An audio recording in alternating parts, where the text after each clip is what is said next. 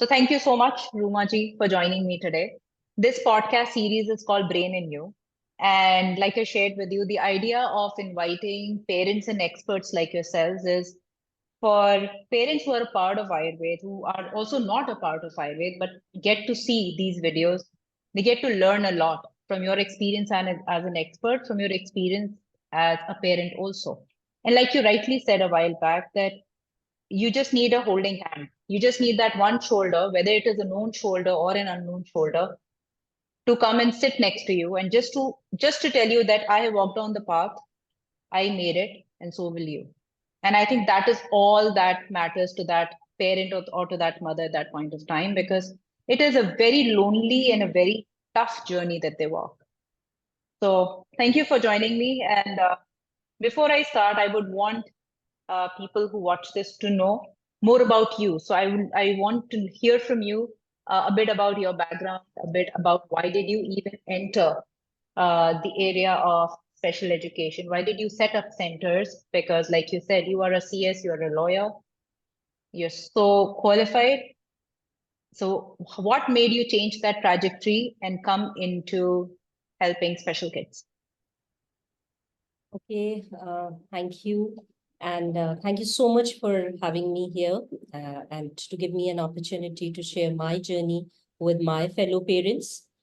Uh, I would introduce myself as Kush's mother, Kush's mom. That's the name I have been being addressed to like for last 15 years.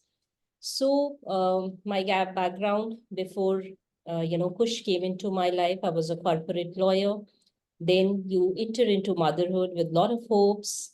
And then, with me, when he was around 3 years of age and started going to playgroup, that's when like this autism bomb got dropped on me.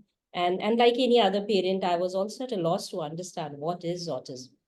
And then the regular rigmarole starts, like going from one doctor to another, one therapist to another. And then at that point of time, I was in Kanpur, and I'm talking about the year 2010, when there wasn't much facilities in Kanpur. Yeah, So yeah, we relocated yeah, to Delhi yeah. and, started with his therapies. Mm. And then there I got a good ecosystem. I met with fellow moms. I went from one center to another.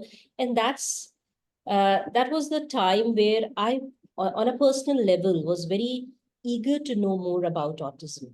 Because as a parent, I was meeting many therapists. I was actually going to a school over there where he was going to their inclusive early intervention services. So that's how, to answer your question, I wanted to know everything about autism because there was so many misconceptions, so many things. At that point of time, I did a lot of, short-term workshops, in whichever way I could learn about autism. And then came a point I did, he did his therapies and everything for almost 2.5 years. But at that point of time, I realized this is not where his roots lie. I'm not able to give him a wholesome environment.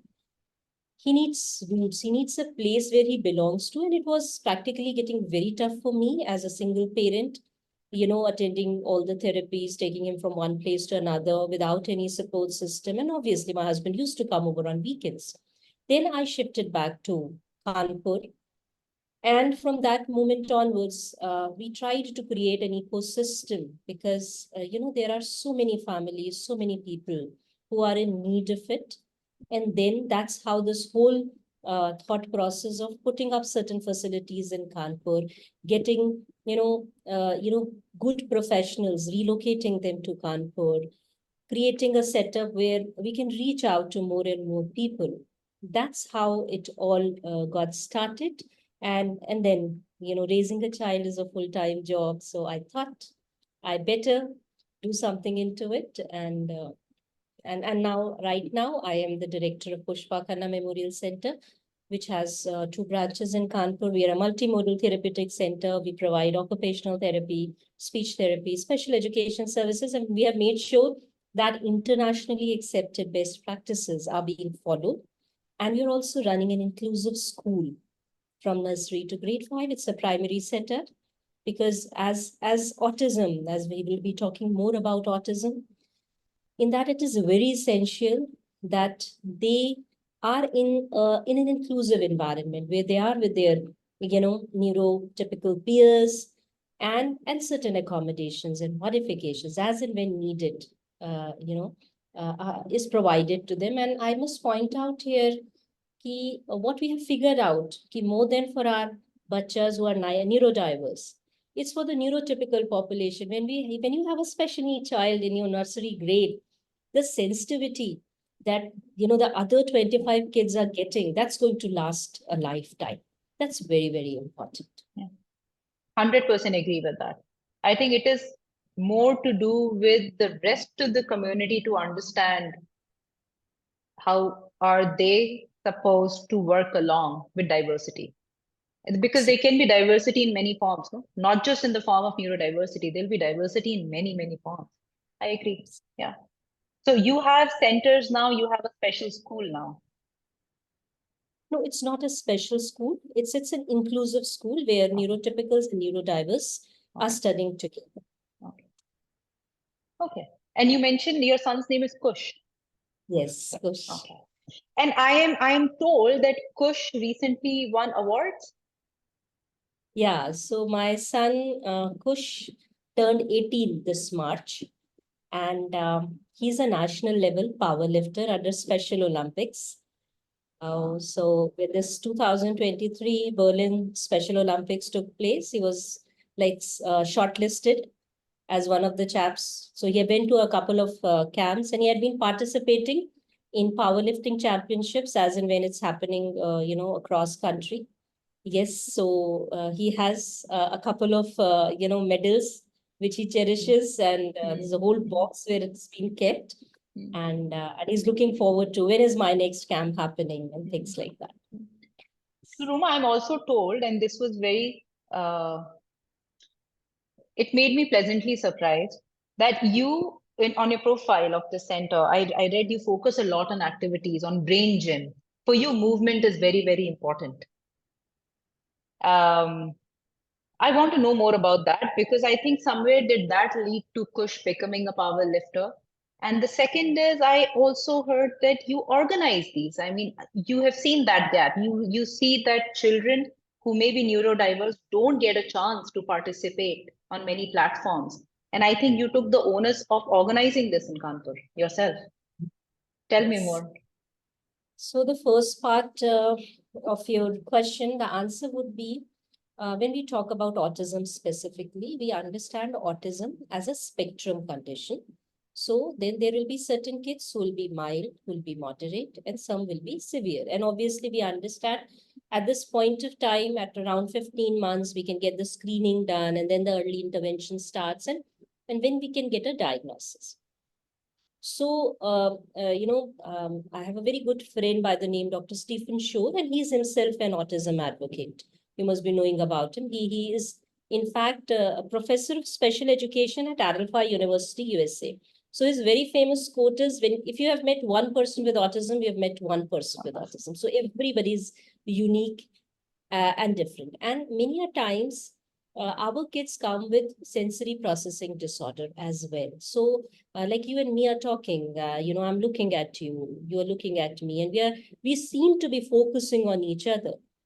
But with our kids, it may be possible that they are not looking at you in the face, they're moving around. So it is very, very important that we allow them this liberty to learn the way, it's said now, if I can't learn the way you teach me the way I learn. What is important for us? Is it important that they sit straight and focus on me, or is it more important that they focus on the concept and get the concept? Brain gym obviously is a proven strategies where we know that the right and left part of the brain, and there are certain exercises which energize you. So it is very, very important that you have an atmosphere in the classroom where rigid archaic protocols are not observed, but everybody is given a chance to learn the way they are learning. If the child is learning moving around, or we give them very systematic movement breaks, you're not supposed to sit and learn. If you're allowed to learn the way you want to learn. Then as we have observed that many a times our kids don't get platform to showcase their talent. You know, each one of us is talented in one way or the other, but then it is very important to provide them with a platform. So for past a couple of years, we have been running a show called Special Needs Superheroes. So what we do, we during the time when it was COVID, and we had invited online entries, so we had entries from all over India, and we did it in an online platform. Otherwise, what we believe in is getting offline and getting to know each other. So we get an auditorium or get a place where they are called, like we invite kids from Kanpur across UP. We send applications, invites to a couple, almost all the organizations who are working in this field, that they should encourage their kids to come. So we have a kid dancing, a kid singing, somebody are some who are non-verbal, they are showcasing their art and craft. So in this way, we just celebrate diversity. Even at Pushpa Khanna, celebrating diverse abilities. So that's what we had been encouraging, and by God's grace, we all know that awareness is the key. It's the only reason that you and me are talking, that through us, some person might hear it for the first time and might know, yes, this is what is happening. So over a period of time, what we have observed, yes, more and more kids are participating. They are very happy, getting certificates, medals. We make sure that it gets proper media attention so that it reaches far and wide, and people get encouraged and aware in the process. Please do let us know when you do this next time. We would love to participate in any form we can. Okay, so this is very exciting. Yeah. How did you? So this is a very common question that I ask parents like you who have raised such brilliant children, because a lot of parents that I meet who have children who have just been diagnosed with autism, they seem very hopeless. They've given up hope. They feel the future is dark, and they feel, what will my child do? So I want to ask from their perspective, if you meet such a parent, I'm sure you do, what is that thing that you tell the parent? And as a parent, I want to hear from you that how did you make your child the way he is, that he is getting all these accolades and awards and medals today? So actually, this is something that I do on a regular basis, and I've been doing it, past couple of years. So I always put myself in the shoes of that particular person who's coming to meet me, because I have gone through the whole process. And, the parent comes to us with a lot of hope, and that we will do some miracle. And the common question that I keep getting asked, autism kitne din mein theek ho jayega? So first thing that I am very, very, cautious about, and I make it a point, how to deal with him in a very positive and emotional way, because sometimes the parents are not ready to hear the truth. So it has, and we all know that we go through that process of grief, right? First thing is that why it happened to me, what I did wrong. Probably there are a couple of reasons. I see couples fighting. They said, this is happening because of mom and all that. So the first thing is to just tell them the truth, right? This is what autism is. I explain them in detail. Like with autism, there are triads of impairment. There is impairment in communication. There is impairment in social interaction. There may be some stereotypical behavior. Along with this, there may be a comorbidity, that there may be intellectual disability, but in most of our cases, the general term that I hear, and I know it for myself also, अपने मतलब का सब समझ आता है, अपने मतलब का सब समझा देता है, हमारी बात ना सुनता है ना समझता है. So we all know that this child is smart enough to get that biscuit, which is probably on the upper shelf. He knows all the maneuvers, how to pull the patta of the mama, how to get the stew. So first I'll tell them, yes, this is what condition is, but we need to go through a psychological assessment. A psychologist is the right person, because we firmly believe in, research-based, evidence-based practices. So a proper, a RCI registered, I also bring in, because we see a lot of people so you go to a qualified professional, ask for his RCI number. As a parent, because I come from that legal background, I said, as a parent, you have all right to ask what is your degree. So I just give them that breather. Ki first we'll go through that assessment and then we'll figure out whether what is the, uh, you know, Course of what action. exactly your child has. And then we never work from that thing of labeling, right? The label is not important. What is the reason for assessment? The reason for assessment is that we want to know the baseline so that we can work upon it. So I try to tell them in a very matter of fact way. And now when the diagnosis has come, yes, the child has autism spectrum disorder, then I tell them, look, early intervention is very, very important. You have to work with all the, prescribed therapies, be it OT, speech, special ed, whatever has been, in vogue and they are effective. So early intervention is important. Then I tell them in brief, what could be the trajectory? Like, yes, there are certain kids who are brilliant. So probably after early intervention, they will go to school. In school, they will need accommodations. Probably he might not be able to stay on focus.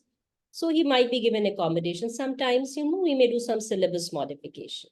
Then that child with support can do 10, 12. We have accommodation modification in almost all the boards. He can go to college, everything. And then because being in the space for almost more than 15, 16 years, I have lot of friends as autism moms, and I have a real example. I know my friend's daughter is in an MNC right now. She's so brilliant. So I quote not Einstein, not Isaac, but those people who are in like flesh and blood, I know personally. Then I tell them that there are kids who may not pass through uh, the whole probably the school system.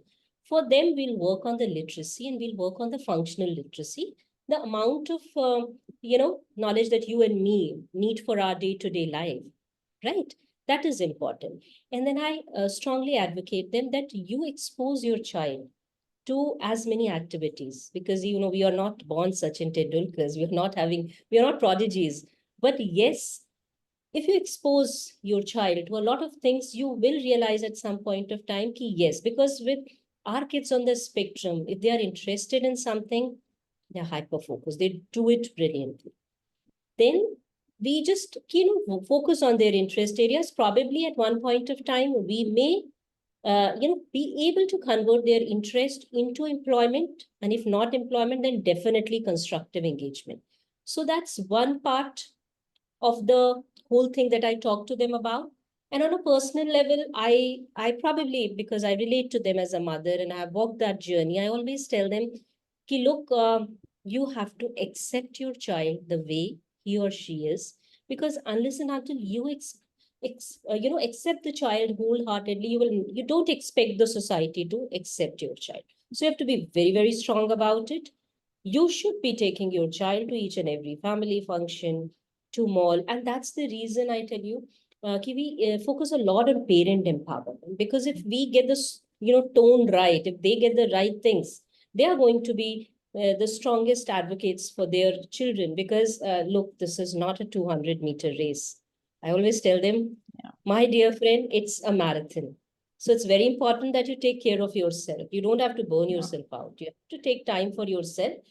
And as mothers, I think at some point you'll also agree with me that we all are in this habit of becoming super mom. It takes a Yeah. lot of courage to pick up a phone call and say, I need help. Can you please come over and help me? Because probably we are conditioned that ways. We have to be, multitasking. We have to be doing everything. So I sort of emphasize the importance of support system. It's very, very important that you create your support systems. They say, it needs, you need a child to raise a village. You need a village to raise a child. And if you have a special need child, you create that village. I'm sorry, I fumbled in between. Yeah. So I tell them key, and that's the reason we have our parent support group. I just ask them, you come.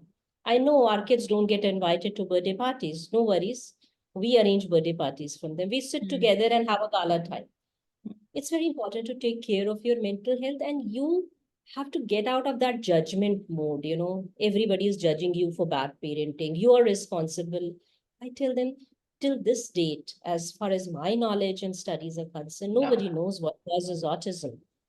So you certainly are not responsible for the child's autism. Yeah. And then I tell you very important thing, that it's a process. It's not going to happen in one meeting. That's the, and when they sit in the waiting area, we have a good number of kids who come to each of our centers. So we have a huge waiting area where parents are sitting together. That's how they build very strong friendships. And then they are like, so we have a way, I just would love to mention that we have a parent support group by the name YM, Thumbs Up. And many times our parents only, we are just the facilitators. We have given them some space platform. They only get together and curate events and cover dish parties. And they are having, because they are there where they are not being judged. Their kids can do something together. So that's the whole process, I tell you. That's how I approach a parent of a kid who has just been diagnosed, and we keep meeting regularly. It's a process. You mentioned one, I would call it a myth, maybe when most common that I have heard is, मेरा बच्चा ठीक कब होगा? या मेरे बच्चा क्या इससे क्योर हो जाएगा? This is something I hear. What is the next myth? You may call it a myth, you may call it a misconception that you see that parents have in mind. Yeah. That's a very pertinent question that you have raised. After कि autism कब ठीक हो जाएगा, the second one is school भेज दो अपने आप ठीक हो जाएगा. So the parents are hell-bent on just pushing him or her into a school setup, but they just don't realize कि just putting a child into a classroom without any support, without accommodation, without modification, without sensitive teacher, without sensitizing the peer group, you're actually doing more disservice to the child. A child who has autism already has anxiety, already has transition issues, already has sensory issues, and you're putting him into a class of 30 odd students where, and then the parents come back and say uska behavior बढ़ गया. It's just like you and me going into an astrophysics class where we had, all our life studied, probably arts. We are not able to figure out what is happening. So that's what, it's very difficult for them to understand. And again, I say, yes, school is good. I'm not saying ki, don't send them to school, but figure out a school where the teacher is sensitive, where he or she is able to, give that support, that cushioning to the child, understand the child, knows the reason if the child is doing a behavior, or if the child is pinching, the child sitting next to him or her, there's a reason for it. He's not trying to disturb your class. But obviously we understand with the lack of awareness in our society, even the teachers don't, they lack all this awareness. And then we end up having a child who's more anxious, has had a lot of bad experiences, and the child should be ready. Yeah, this is one thing that I would say.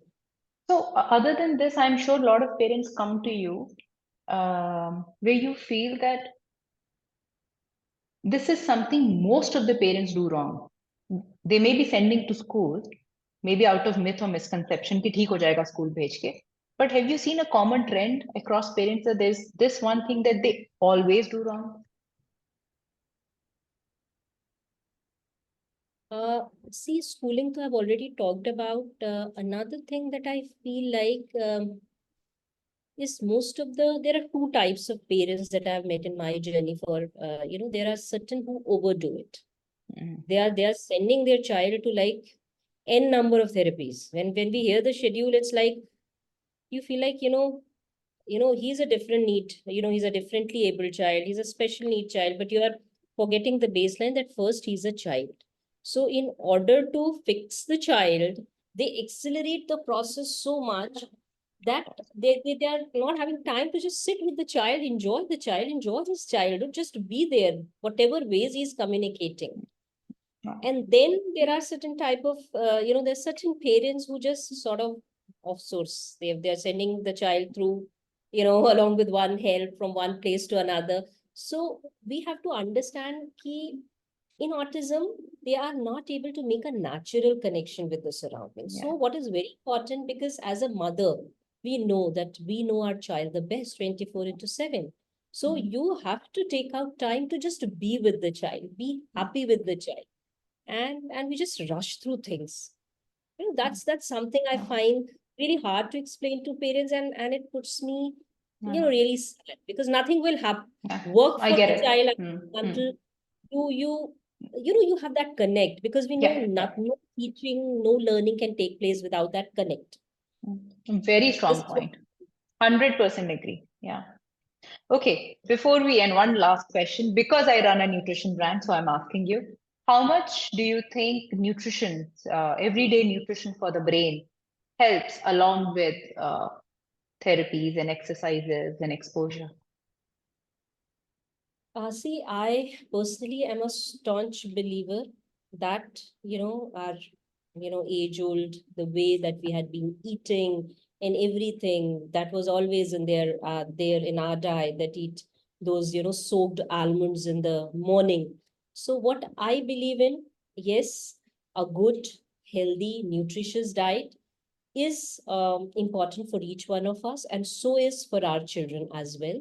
And we can always relate to the amount of junk that has come into our diet with a lot of preservatives, and the excess amount of sugar that is present in all those products.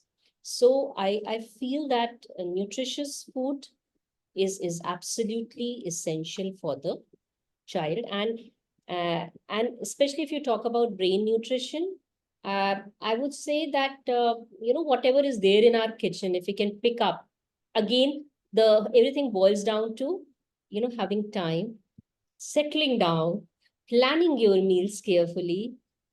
Just instead of the common thing that I've heard of late is that मेरा बच्चा बिना TV देखे खाना नहीं खाता है. That's the common thing. वो बस टीवी तब दिखाते हैं जब उसे खाना खिलाना होता है. So you understand again the connect, the way when we were young and there was only Krishi Darshan on TV, probably the way Mm. we enjoyed our food with the whole family, and we had all the seasonal things. Mm. We never had any vegetable which was out of season.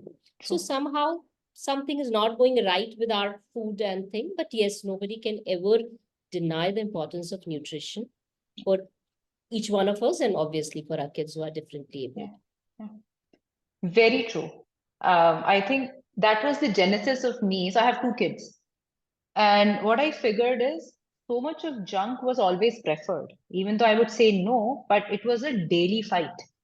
That is when we realized that whatever we make, it has to be so tasty and it has to look like their favorite food. So the moment you make a format which looks like their favorite food, they will at least give it a try and they might eat it.